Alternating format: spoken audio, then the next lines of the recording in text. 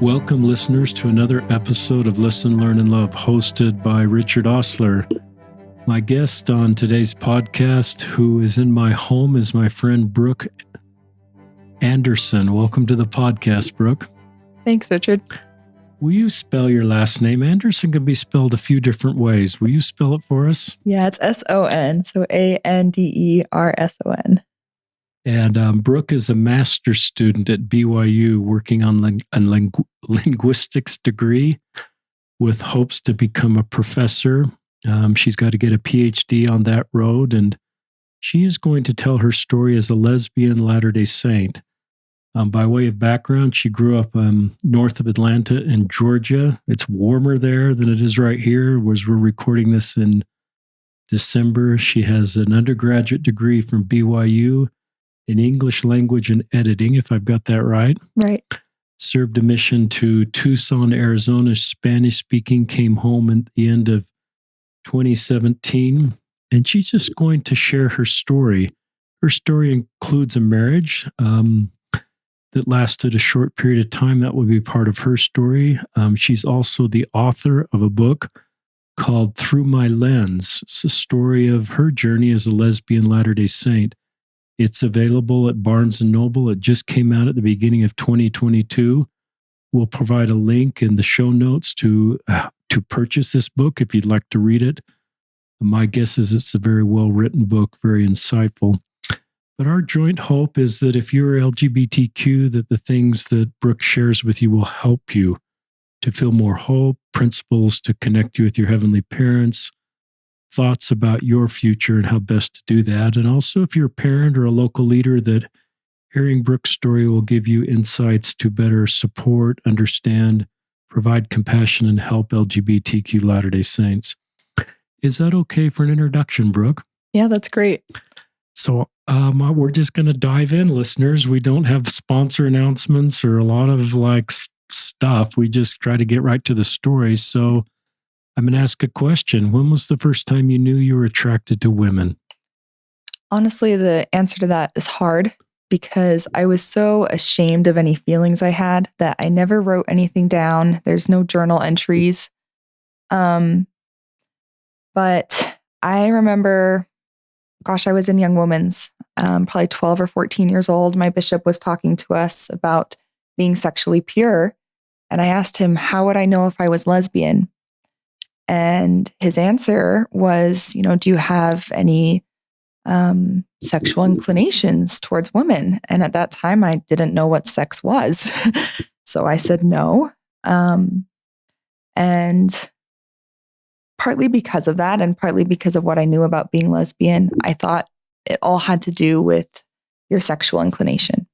And I never liked the idea of sex. And so I just assumed that I liked women, they're beautiful, and that was kind of normal.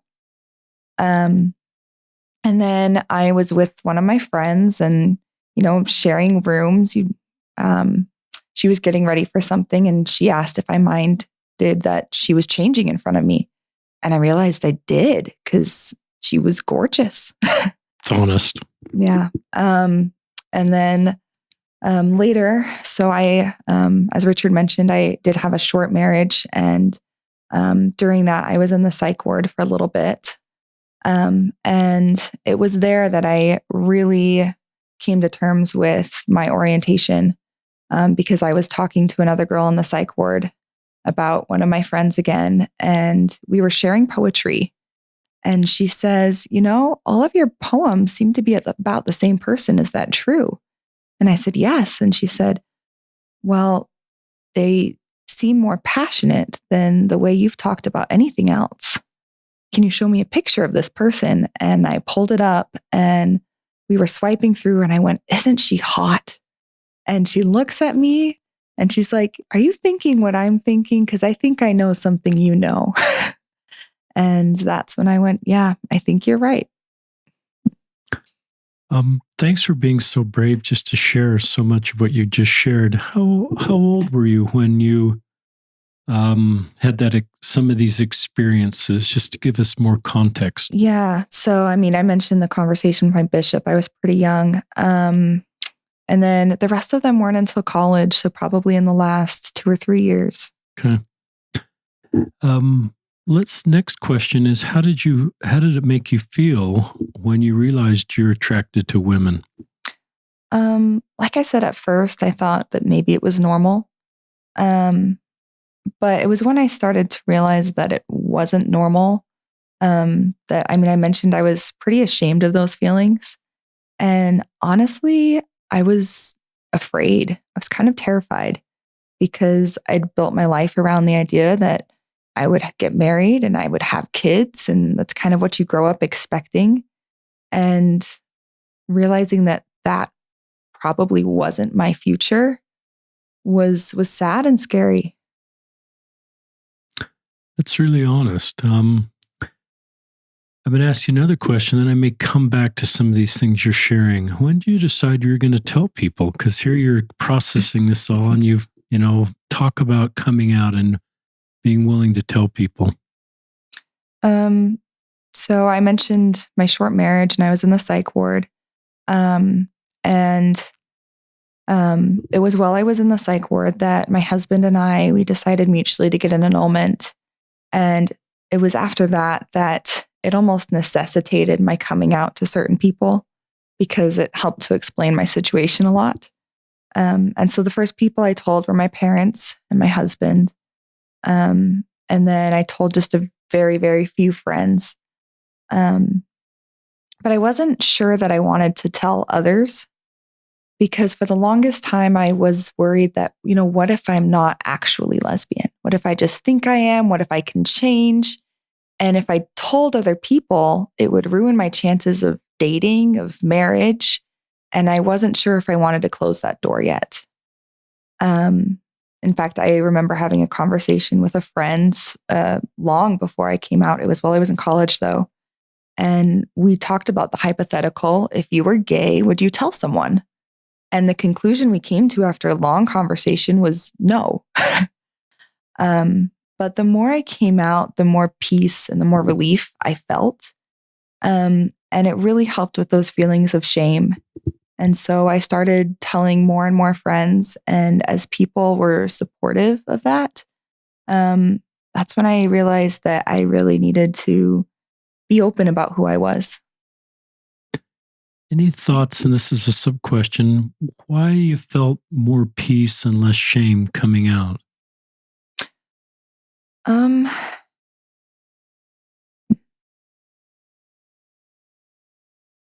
I think that God gives us peace when we're living truth. And I realized that lesbian defines more than, who I'm attracted to. It's really been a part of my journey and who I am. And being able to share that also helps others to share their story. And there's a lot of comfort in that. Thank you for that answer. Talk about your ward support as you started to come out, because it sounds like your ward becomes aware of this. Yeah. So the first people I told were some friends from my ward and my Relief Society president. And I was kind of amazed at how calmly they took it. I almost wanted something more like a lightning flash. And they just seemed like, okay, what about it? But they were really great to talk to. And after my annulment and coming out, I did struggle a little with the church, and they were just always there. And they would share their testimonies. They would show how much they loved the church and God and me, but I never felt pressured by them. And talk a little bit about, do you bring this up proactively, or does it just come up natural, the fact you're lesbian? At first, I definitely didn't bring it up proactively. And I never liked the idea of sharing it in big public spaces or at meetings. So the first time I shared it at church was a shock to me as much as it was to the audience. I prefer to just let it come up naturally when it's applicable.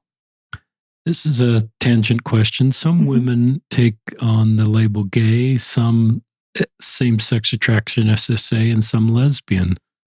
Just share with our listeners why you've taken on the lesbian label. And I don't mean that like negative.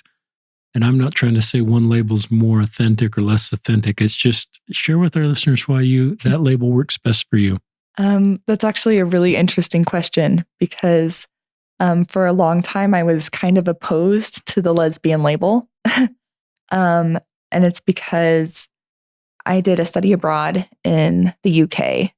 And my last day in London was Pride Day. And I didn't know that until I was already out on the tube and wandering the streets. And it was packed and crazy. And I ended up in the center of it because I needed to go to a certain store that was right at the center of the Pride Parade and all of the celebration. And I was a little bit appalled, to be honest, just because the culture there and sometimes around gay lesbian can be, most people were drunk or on their way getting there pretty quickly, scantily clothed, and it was loud. And I just thought, you know what? I can never identify with this community. And then after I came out, I got to know so many wonderful lesbian people. I got to know the community at BYU. And so at first I used the term same-sex attracted. And I changed to lesbian because same-sex attracted seemed so oriented around a sexual orientation. And for me, I mean, being lesbian is so much more than just sex or attraction. I wanted to get that whole culture and that whole persona of who I am. Great answer. Didn't surprise me you'd put some thought into this. So thanks for sharing that. Here's our next question. We kind of have an outline, listeners, so we're trying to follow the outline, but sometimes we kind of get on tangents. So what would you say to someone in your situation? Even in the church, when people come out, there are far fewer people that come out as lesbian than men that come out as gay. So a lot of women who are lesbian are afraid to come out. Yeah, at first, I was afraid to come out as well. And I think I've mentioned that. And I definitely didn't want to come out in church. But what helped me most, other than the personal peace and acceptance I felt coming out, was realizing how it could help others. So after I came out, I went back to the ward I'd been going to, even though I'd moved locations. And so eventually the bishop that was in my geographical location invited me to come to his ward. And he invited me to come meet with him. And I told him a little bit of my story. And I asked him, is there anyone in this ward like me? And he thought for a minute and said, no, I don't think so. And 6 months later, I finally said something about it in Relief Society. And afterwards, I had at least 6 girls come up to me and say, you know, I'm lesbian too. Or, hey, like my friend is lesbian. Or we have this group and we meet together. And I thought, why didn't I know about this? And why didn't the bishop know about this? And I realized, well, Brooke, no one knew about you. And so likely they were in the same situation. And so that's when I decided that I wanted to speak out. And the more I did, the more I realized I wasn't alone. I like that. Vulnerability brings mobility. And when you're brave and open and honest, then other people can be honest with you. And straight and LGBTQ, they just know you're a safe person. And obviously for the other lesbian women in your ward, they knew they could talk to you about that part of themselves as well as share stories. Right. Sometimes we tend to think that we're alone because we're waiting for other people to come to us, or we're waiting to know there's others like us. And sometimes if we're the first to open up, then other people can come to us. And I wonder if local leaders can be proactive and sort of give air cover, not waiting for someone to come out, but just give air cover to say, this is how I would respond as a local leader, a Relief Society president, elders quorum president, a young women's leader, a bishop, if somebody in my ward told me they were LGBTQ or queer. And just to create a culture proactively. So if someone, with the assumption that I think is true, that there are queer people in every LDS congregation. Tell our listeners about your faith journey. Brooke, did accepting your identity change your relationship with God or with the church? Yeah, so it was especially hard because I felt that God had led me to a marriage. And then that obviously didn't work out. And my honest reaction was I felt a little hoodwinked. I went, God, I've done everything right, or I've tried to, and it didn't work. And I struggled a lot with my patriarchal blessing for a little while, because that does talk about a family.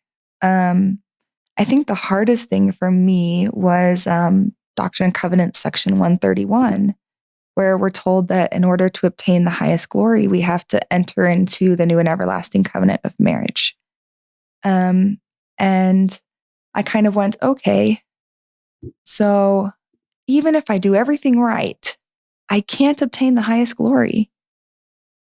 And not even I can't, but in some way I don't want to, because I'm not really sure I want to do marriage again. And I thought, well, if my best isn't enough, then I'm out. And so for a while, I was still a BYU student. I still went to church, but mentally, emotionally, I was completely checked out. And I was pretty angry at God. But I remember the summer after I got my annulment, I was talking to one of my friends, and I just spilled all of the reasons I was angry at God and angry at the church and all of my frustrations and all the things I didn't understand. And it was probably an hour and a half long rant. And afterward, I just felt this overwhelming love. And I muted my phone and I told her, I'll call you back, because I was so afraid of losing that moment. And it was kind of annoying because I thought, I can't get away from you, God. Can't you just get angry? And I realized that part of it was so he could show me his love. And part of it was to say, I don't care what you have to say to me or about me. Just keep talking, because I'm here. And that made it hard to leave, because deep down I knew that God loved me and I knew that this was his church. But there was a lot to work through and a lot that I still don't understand. It's been a slow process. And as for the church, there are definitely things that still frustrate me. One point, my friend asked me if I was going to leave the church. And I said, if I can be leaning away from the church and still lean towards God, then I think I'm okay right now. And honestly, I don't want this to sound blasphemous, but I had to separate God from the church as the cultural establishment for a while. And to really see things a little more critically. And I think there's a difference between thinking critically and criticizing. Part of thinking critically for me is to be able to discern what is doctrinal application and what is cultural practice and principle. And also the ability to wrestle with the things that I don't agree with, because I realize that my reaction to something doesn't determine its truth. And so I had to step back and examine my faith and say, is this something I want to be a part of? And ultimately, my answer was yes. And I think it was actually a really good experience for me, because for a long time, I didn't like going to church. And so I had to ask myself, why am I going? And I think I learned to actually gain a better relationship with Christ and God through church is I had to examine my reasons for being there and who they were and what I wanted out of life and out of the gospel. That's a beautiful segment, Brooke. You could do a whole podcast on that segment. You just shortened an hour into like 5 minutes, but that was beautiful. And I love you being angry at God. I think God can handle that. I think and he can. I love your friend that just let you for an hour and a half. And then you felt the Spirit in the probably an unlikely moment, because here you're being angry at God, but yet you felt the Spirit at the end of that experience. And I think that's an insight into how God feels about us, and that he knows life is really difficult at times, but he wants us to keep the communication channel open, and you felt his love. And I look at this as sometimes a friend of mine call it falling forward. I really like that term. So a faith crisis, we sometimes look as a setback, or we look at this as a negative experience where you're sort of figuring out how it's going to work for the church. But to me, this is falling forward, a positive development or a positive step in your journey and the things you're learning. And I love you at separating God from the culture of the church, and you have some really beautiful vocabulary here where you talk about what is doctrinal application, what is cultural practice. That's a fascinating distinction you made in that last segment, doctrinal application versus cultural practice. You could do a whiteboard in Sunday school and have class participants sort of put what's on one side and what's on the other. And just the thoughtful journey and friends that walked with you on this road and gave you permission to sort of feel this way, and didn't maybe give you simple answers but to minimize the complexity of your situation. So that's a great segment. I'd love you to go ahead. Oh, sorry. Speaking to friends that walked with me, I mentioned there was a time where I was pretty checked out, and I mentioned to a friend that I wasn't actually sure if I was going to stay when I left BYU. And I'm kind of grateful that I couldn't really leave while I was at BYU without some repercussions, because it made me really think and not just act impulsively. But I loved this friend's response. He said, "Brooke, I want you to stay in the church because I know the gospel is true and will help you. But especially while you're here at BYU and in Provo, the church is your community and you're going to have a gap. So if you decide to leave, I want to go with you to any church, any organization until you find a community." And that it really helped me to realize that the choice was mine. My friends were there, but there was a lot at stake as well. Okay, that put tears in my eyes. Yeah. When you talk about unconditional friends that'll walk with you on the road that you feel is best, let you sort of self-determine that without agenda and say, I'll walk with you because I care about you and I love you and I want you to be healthy and happy. Yeah, I've been really blessed. What is the reason you stayed in the church? I'd love you just to explain that a little bit more. I mentioned that I had this time to kind of step back and really ask myself the question of why do I want to stay? And during this time, I'd gone to some counseling, and they mentioned that I should attend kind of a support group. So they set me up with a group, Reconciling Faith and Sexuality, at BYU. And so it was a bunch of BYU students, and they were all in the lesbian, gay community. And what I found is it was a really more of a reconciling sexuality group. Not to discount any faith that they had, but a lot of them were getting ready to leave the church, and they were very set on that path. And I started to feel like, maybe I was alone. How many people do stay and how many people leave? And that kind of goes back to wanting a community. And speaking of community, the scriptures say you shall know them by their fruits. And I had to ask myself, who do I want to be? And all of my good examples were my family and my friends who were strong Christians. And I knew that they were the people that they were and the people that I wanted to be like because of their faith. And honestly, that was what put me back on track. I just said, you know what? I want to be like them. And that means accepting their faith. But ultimately, it was because of the experiences that I had with God and the experiences that I've had with His church all growing up. It was something that was hard to leave. I mentioned the one experience where God showed His love after I kind of railed on Him. And a few months later, I called one of my friends and I told her, you know what? I'm done. I'm done living.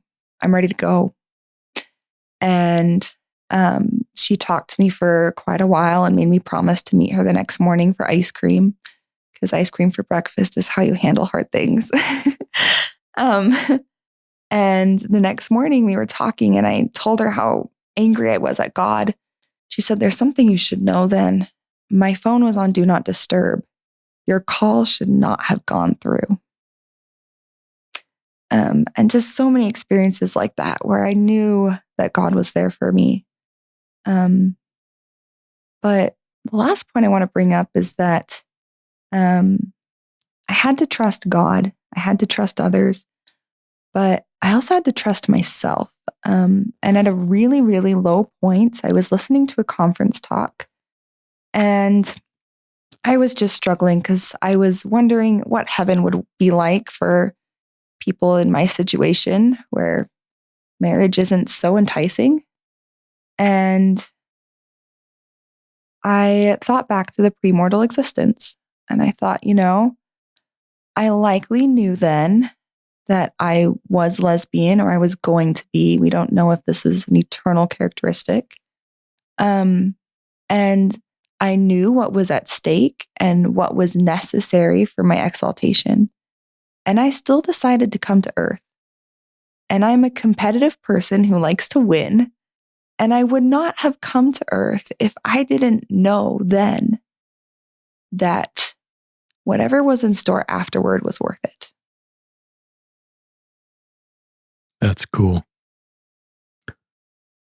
And sometimes I find LGBTQ Latter-day Saints, because of our understanding of the plan of salvation, do have, I don't like to say they have better perspective than other Christians, but it gives them just what you said isn't possible perhaps for people outside of the revealed doctrine of the plan of salvation and in the context of a premortal life, this mortal life, and a postmortal life that gives context or more understanding. Because what you said is really powerful. And when you put it in that you chose to come here and you're a competitive person and that spirit that came with you is the spirit that was there, that's really terrific and very hopeful and healing for others.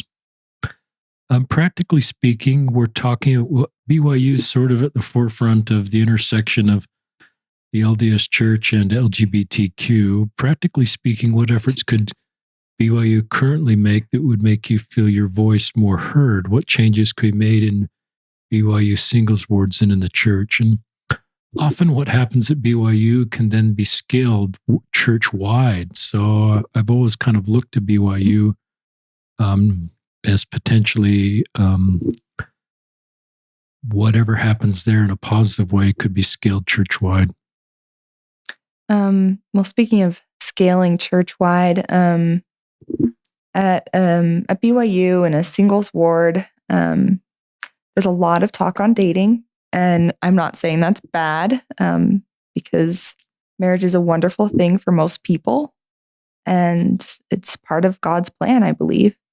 But I was talking with my two friends. One of them was in the Relief Society presidency and one of them was in the Elders Quorum. And we were having a fun conversation and they said, wouldn't it be fun if we could have an elder teach Relief Society and a Relief Society sister teach Elders Quorum? And they said, yeah, but what would they talk about? And of course, the instant response was dating. And I said, that sounds fun. But if I go to church and the lesson is on dating, I'm going to walk out, because I go to church to learn about Christ and God and to get closer to them. And so I think in the church, maybe even worldwide, that some talk on marriage is essential. But when we focus on it kind of out of scale, it can really push some people away. As for BYU specifically, I think there are ways that it could offer more opportunities for people to express themselves and be heard. A lot of people are afraid to associate with this community. And when they don't have the opportunity to express themselves, or when they try to and it's silenced, it's very off-putting. And I can think of just two examples. I think it was a year or two ago when a bunch of students lit the Y in rainbow colors. And then there were a lot of students that were chalking the block south of BYU with just pro-lesbian, pro-gay quotes and sayings. And for someone in that community, I talk about it in my book, those moments were monumental. I was really feeling alone at that time. And so it kind of hurt when BYU's only response was to say that, they weren't affiliated with these actions, or that these actions weren't approved. And I think they missed a really good opportunity to offer those students a chance to speak and talk about why they did what they did, and especially why they felt the need to. If you have students who are doing this, it's because they feel that they don't belong, and they are trying their best. And I think that should be acknowledged and validated in every way we can. I really like that. And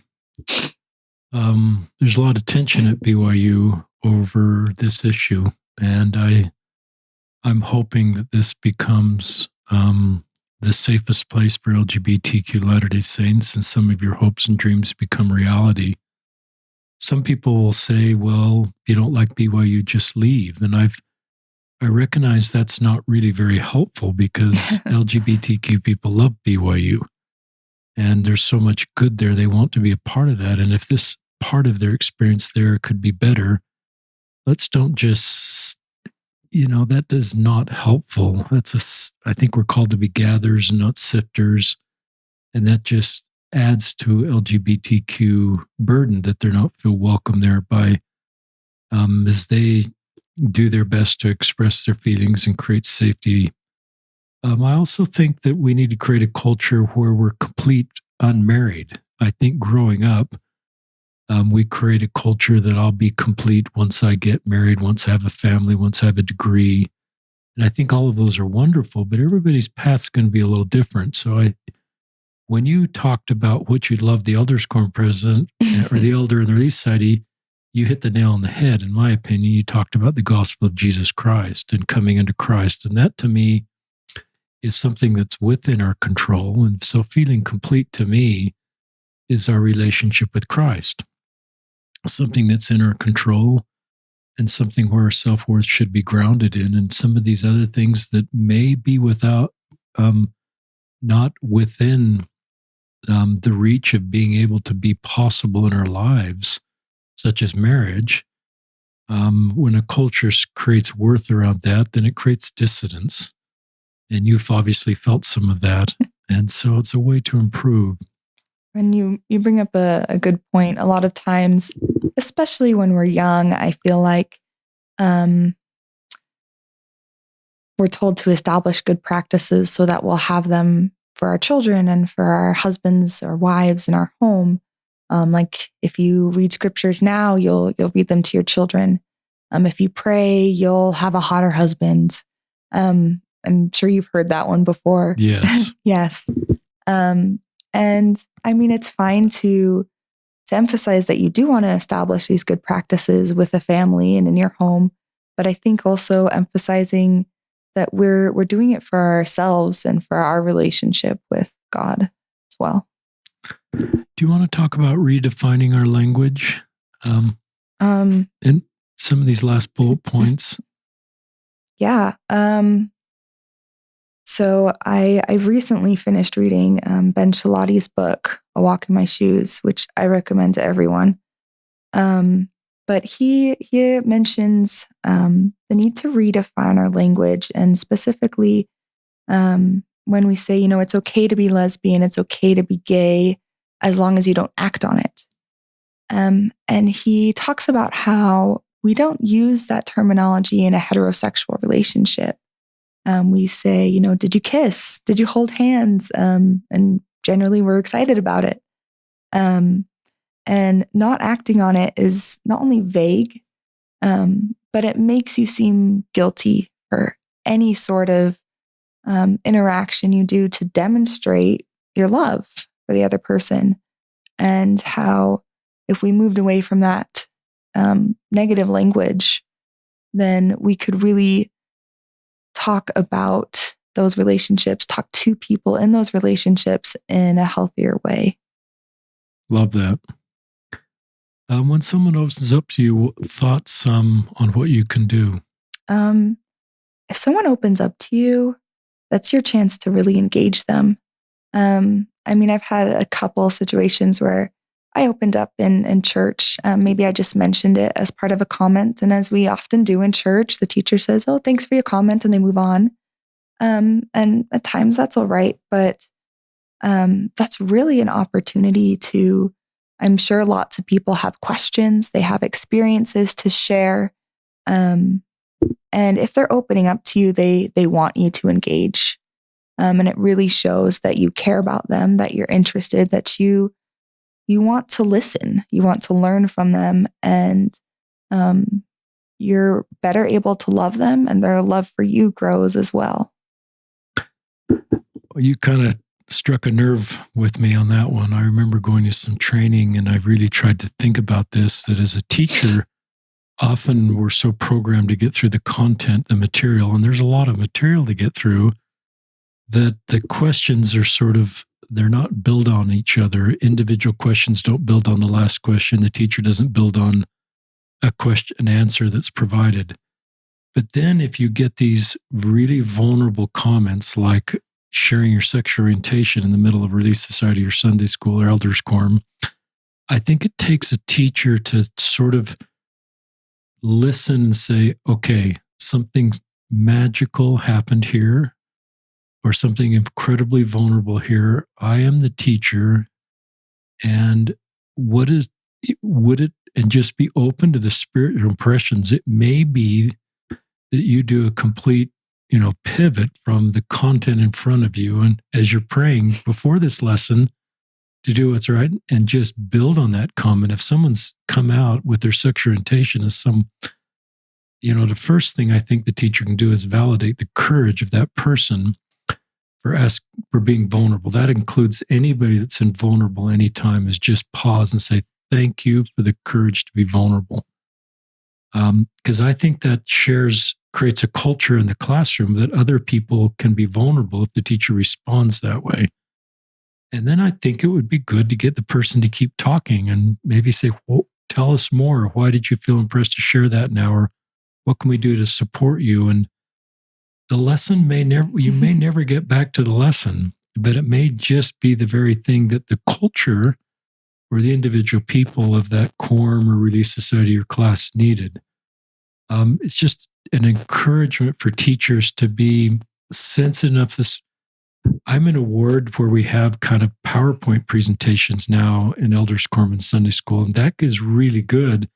But if you've got 30 or 40 slides and you've got 30 or 40 minutes, you might be sort of built in that I've got to get through all my slides versus having the flexibility to sort of pivot and just not get through all the slides. And that might be the right thing to do. I don't know if you've got any more thoughts on that. No, I think you really hit the nail on the head there. I've talked about this with my grandparents, especially, and that was their response: is how do we help teachers manage these comments and really have a dialogue with the classroom. And so I think you had some great points.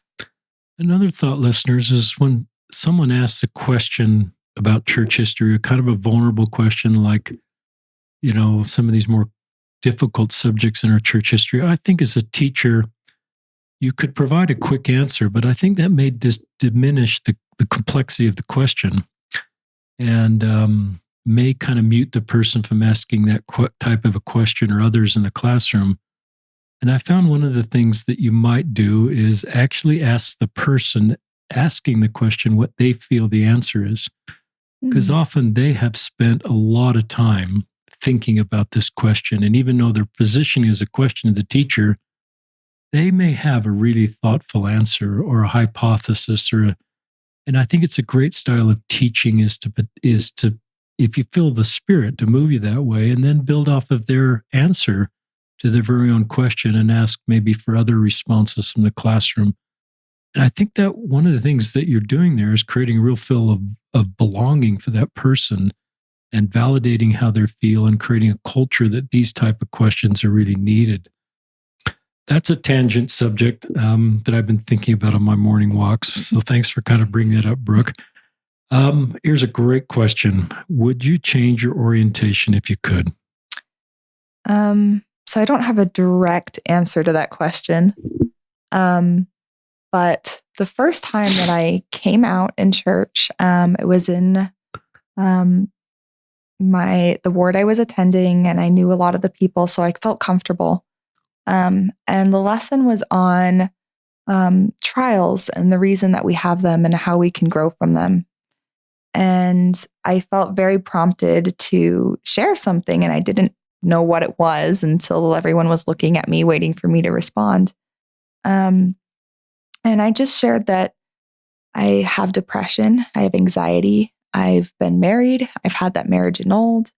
I'm a lesbian, I'm at BYU, and I've had a lot of experiences that are maybe just a little bit outside of the norm.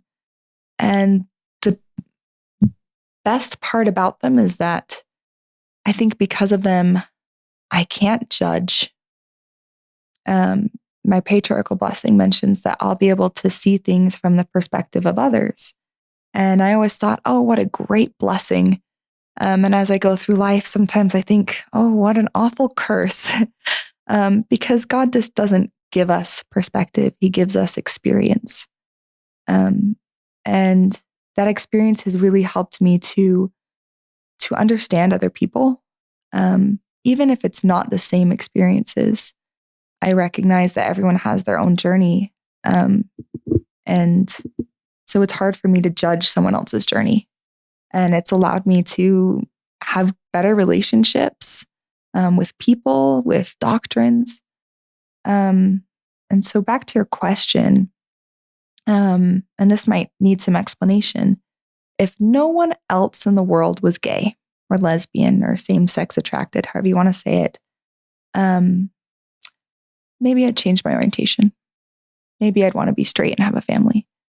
But as long as there's one other person who is not straight, I wouldn't change, because someone needs to be a voice, and I would hate for anyone to be alone in that community. And as long as that community exists, we have things to learn. Really thoughtful answer. That was an answer that wasn't about you, but it's about your ability to use your baptisms and covenants to help others, to mourn, bear, and comfort. I was thinking, I try not to talk too much in these podcast listeners, but I was thinking about creating Zion. I've been thinking a lot about that. And I was also thinking about the covenant path, which I support and try to walk. One of the cultural challenges, potentially, the covenant path is it feels very individualistic. Like I'm on my covenant path and you're on your covenant path, and you work out your salvation, I'll work out my salvation. And there's these checkpoints in the covenant path. And I want to be clear, I support the doctrine of the covenant path, but creating Zion to me is this interdependency on each other, and bear, mourn, and comfort, and sort of our hearts are knit together as one.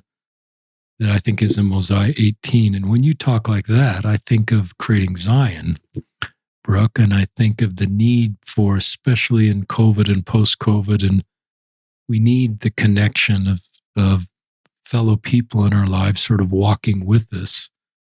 And I can't just work out my salvation on my own. Part of your story is all the people that have come into your life that have helped you. But I know that part of the story that there's a lot of people that could probably be on the podcast right now. Oh, I'm sure. And the work that she's done to help them. And to me, that is, and so your answer about I would be straight if there were no others, if everybody else is straight. But since there's not, I'm glad who I am because I can help and support other people that aren't straight. And that was just born out of love for your fellow human beings. Yeah.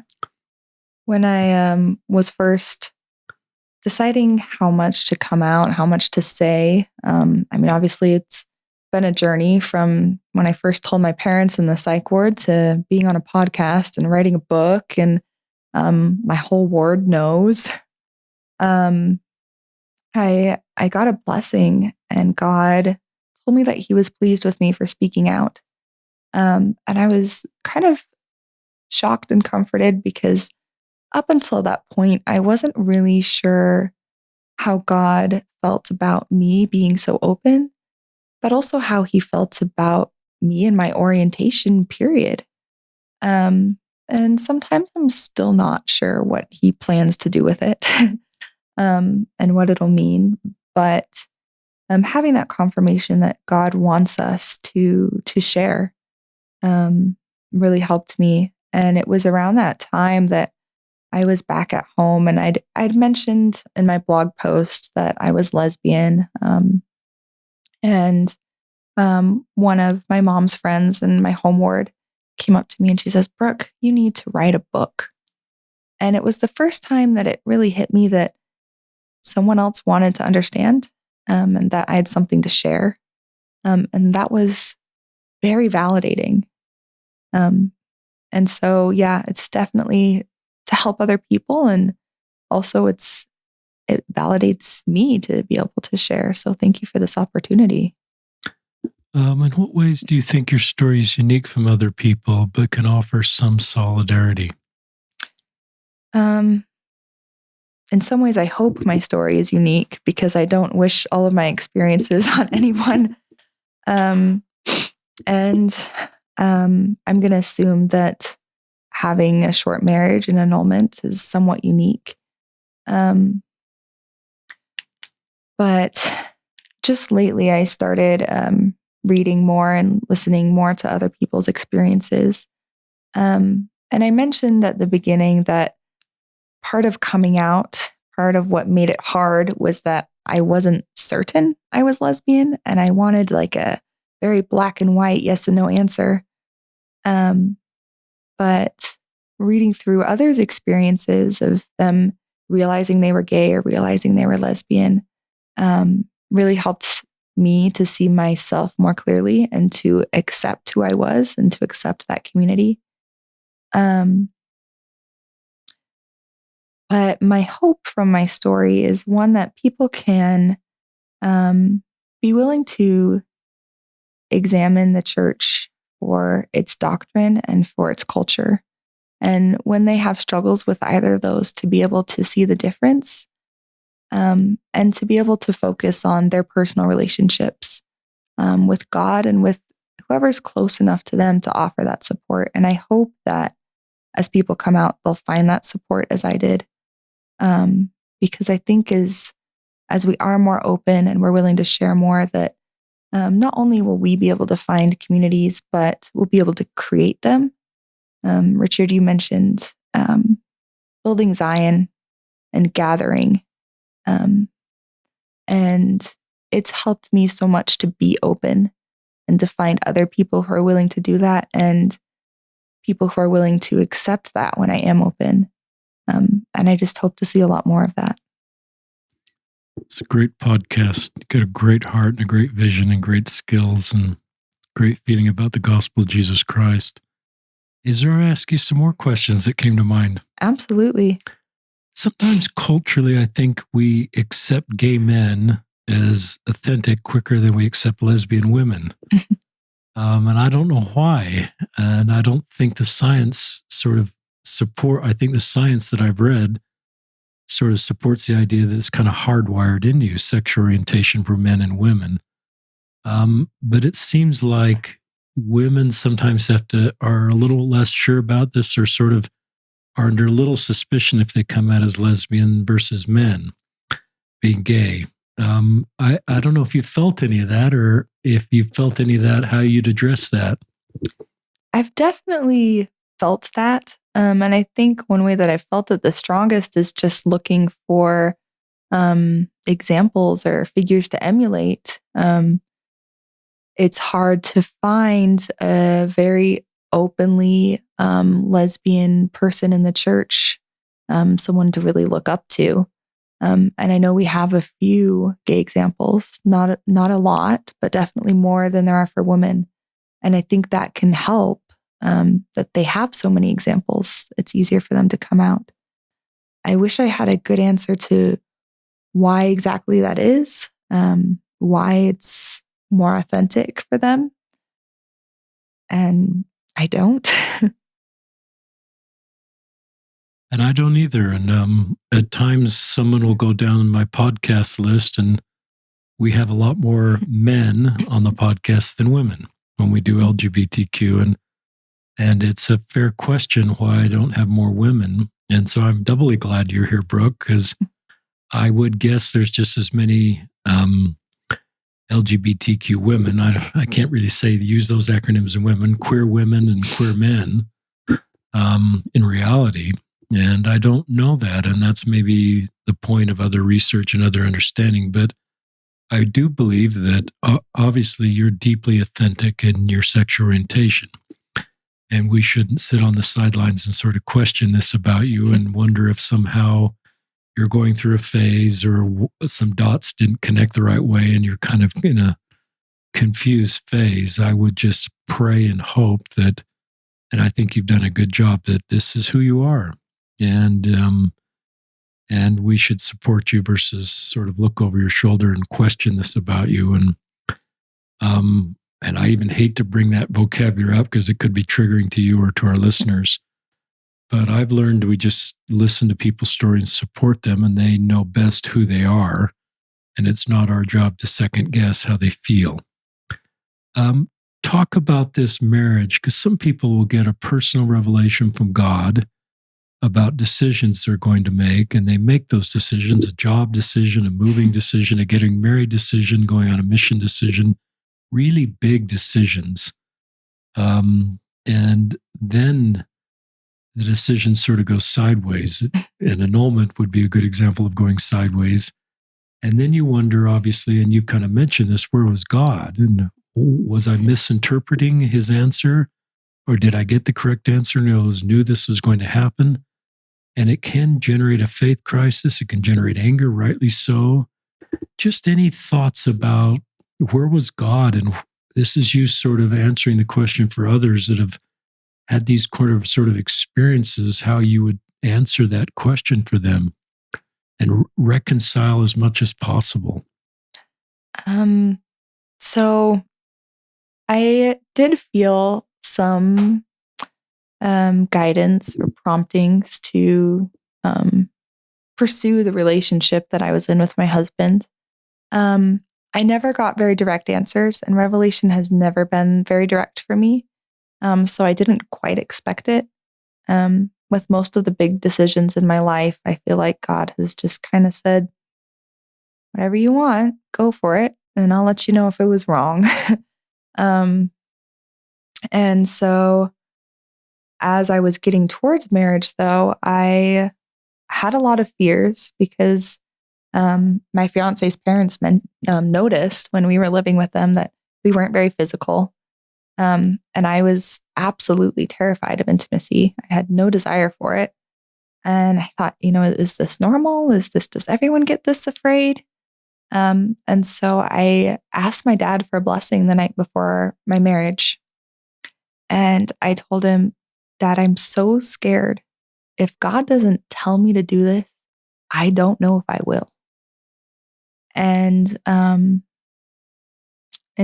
never wrote down the blessing, and I wish I did. But what I got from it was God said, yes, marry your husband, and there will be struggles, but you can have a happy, eternal relationship. And I went, okay. And so we did. And he was a wonderful man. And there were definitely moments we enjoyed. But ultimately, there were some things that were hard for us, and intimacy was one of them. For me, especially. And that was ultimately the reason that we decided to get the annulment. But I mentioned I ended up in the psych ward, and part of it was I couldn't deal with the stress of trying to manifest my love in this physical way that was so unnatural for me. And when I was in the psych ward, I remember praying and just saying, God, I love my husband. I want this to work. I know you promised it could. I don't know how to try harder. Is there any other way? And the next day was when my husband called me to say that he had been praying and he felt that we should get an annulment. And it was hard because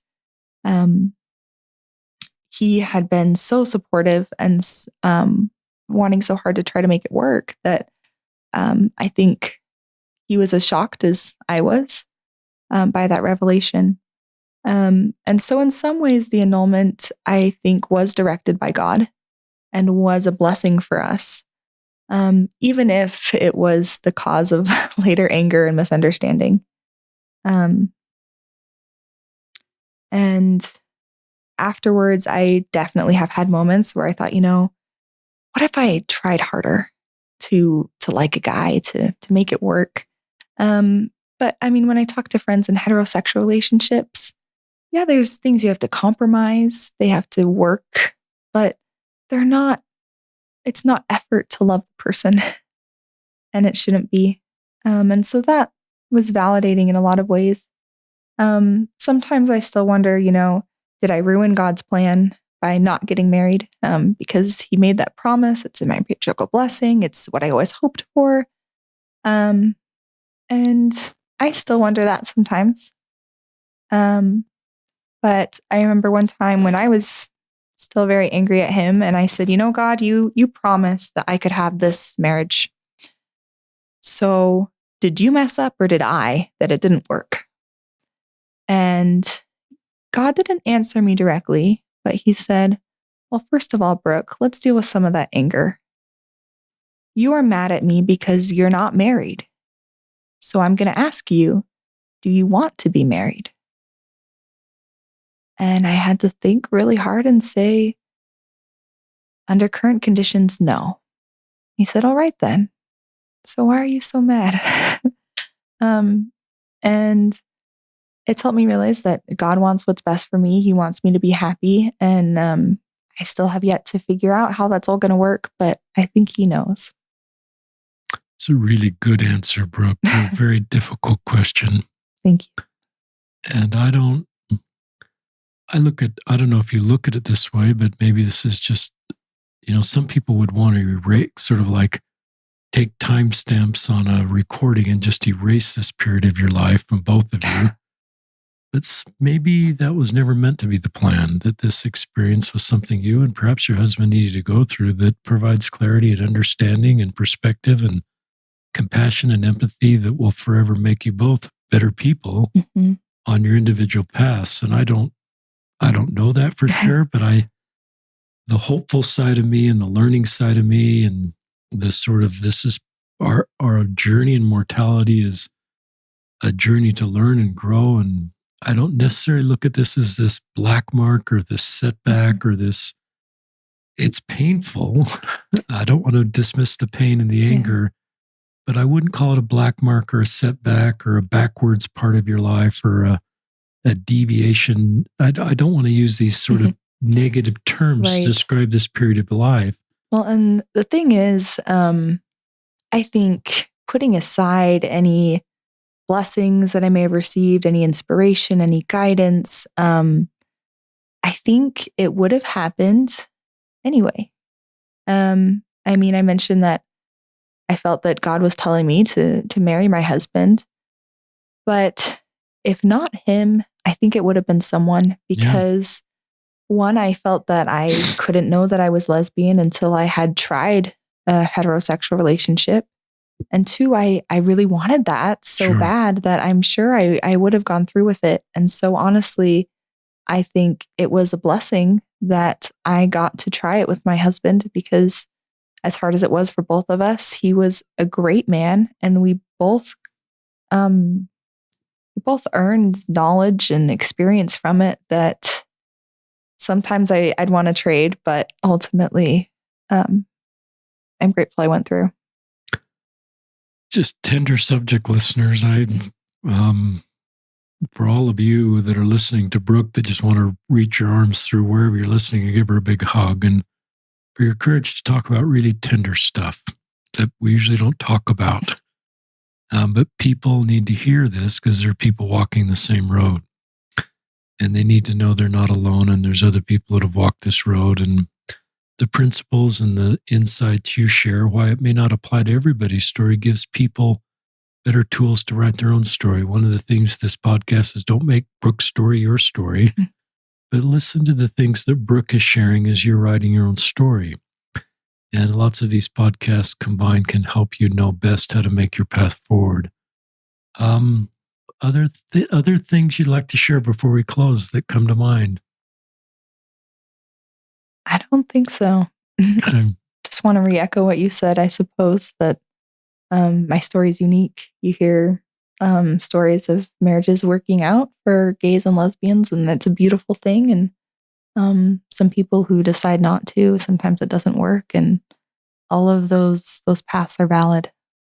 I agree with that. And I love the principle of self-determination, that we let people self-determine the very best path forward for them. We just love them and support them.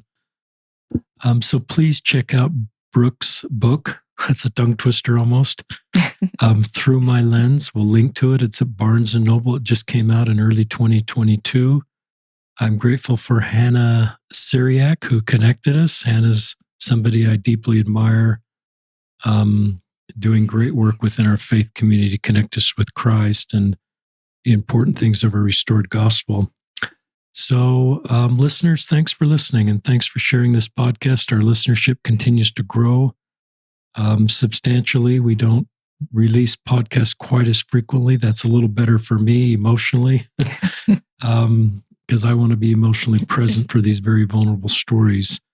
But we're grateful for all the listeners that listen and share, and we just hope this brings us together as the same human family. The goal to me is not unity and sameness. I probably thought sameness was the sort of the best way that we created unity. Now, in my older years and looking at Christ and his ministry, the goal is unity and diversity. And unity and sameness is the low bar. We're all the same. And the higher bar is unity and diversity. And I think that's how the city of Enoch got translated.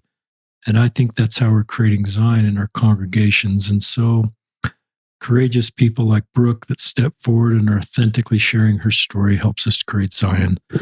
So this is Brooke Anderson and Richard Ostler signing off from another episode of Listen, Learn, and Love.